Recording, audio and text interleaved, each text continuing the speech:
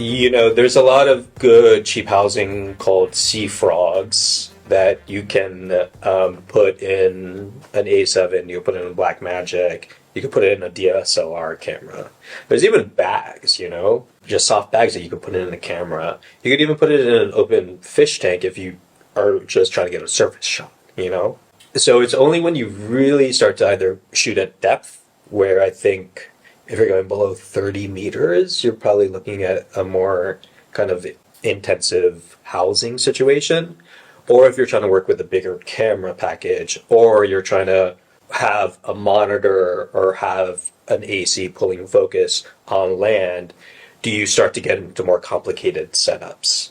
Wireless obviously is not going to work through the water, and so everything needs to be wired. And so that stuff matters a lot. And with that comes, what lenses can you choose? A lot of the domes that attach to the underwater housing is meant to fit a certain kind of lens. And so you need to know exactly what lens will fit in there. Oftentimes, you won't have enough space to attach a filter. So, for instance, if you're shooting on a camera that doesn't have internal ND, you need to check that you have a variable ND filter that will fit on that lens that will fit inside of that dome.